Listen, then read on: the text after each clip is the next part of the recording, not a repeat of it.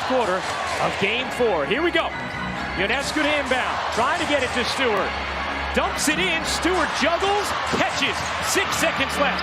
Stewart with 5, draws the double. Laney to the corner, Vandersloot, no! And that is it! An unforgettable finish to Game 4. A resilient conclusion to a remarkable season for the Las Vegas Aces, and for the first time in 21 years, the WNBA has a back-to-back champion. The Aces on top yet again.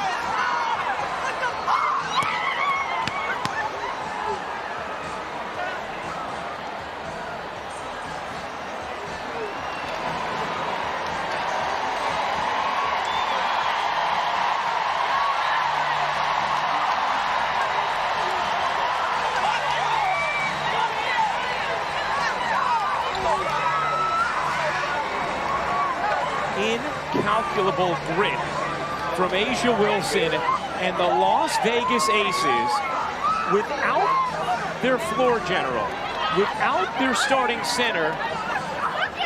They beat the Liberty at Barclays Center 70-69, the final. New York. Coming into this matchup between the Las Vegas Aces and the New York Liberty, the WNBA couldn't have dreamed up a more perfect pairing, going all the way to the creation of these two juggernauts.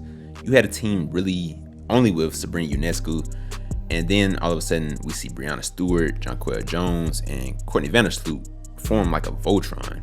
And this was the team that was going to give Las Vegas a run for their money.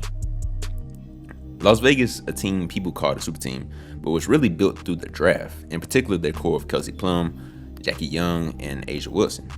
They also were able to get some huge acquisitions by acquiring Chelsea Gray and then getting Candace Parker, two players that definitely are amongst the top of the league in terms of talent. So the storyline was that you have a super team versus a super team.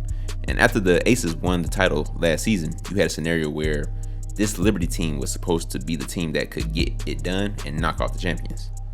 The Liberty actually came out the gate firing on an underwoman Aces squad, missing Candace Parker, pretty light on the bench, and then everything that happened with Chelsea Gray going down. So this was the perfect time to put their foot on the gas.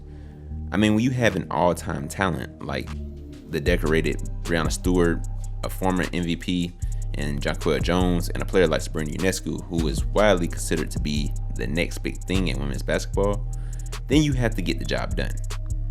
Except they weren't able to do it. I'm not going to really get into the footage or deep analysis on this video, but what I will say is the Liberty really lacked execution and chemistry. It looked like there were countless occasions where Ionescu just flat out threw the ball away, or there was some type of miscommunication, especially in that third quarter and going into the fourth. The Aces had went on like a massive run, and I believe it was like a 16-2 run at one point in the game. The Liberty was really winning the entire time. The Aces were a consistent team, and A'ja Wilson really took this game into her own hands. But I believe it was more so the lack of cohesion that lost this Liberty squad the game, thanks to that long dry spell. And of course, the staggering defense of A'ja Wilson doesn't make it easy. A'ja Wilson finished with 24 and 16 to pair along with her dominant Defensive Player of the Year-like performance. But on the other side of that, you had Breanna Stewart, who really failed to show up in an elimination game on her home floor.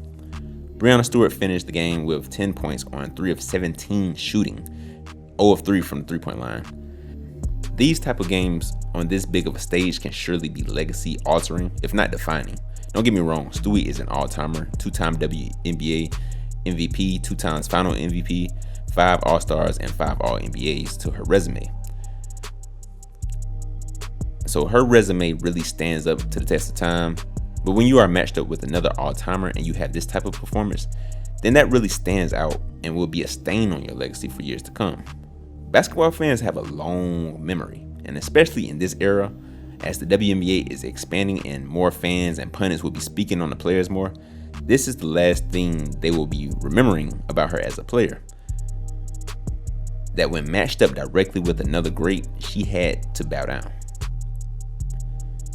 The good thing about where she is right now in her career is that she will have another shot at it, and when she does, she has to make us fans and critics forget about what happened the last time. So she certainly will have her work cut out for her, but as of now, the Las Vegas Aces reign supreme once again, and A'ja Wilson is the undisputed queen of basketball at this very moment. It will be interesting to see what other teams try to do in the offseason to try to overtake the Aces and eliminate their rule. Skylar Diggins will be very sought after, and I believe if she can land with a team like Connecticut, that will be very good and it will make things certainly more interesting. You also have this potential star-studded WNBA draft in 2024 to look forward to, which I believe will be transformative to the structure of women's basketball as we know it, and really take the lead to new heights.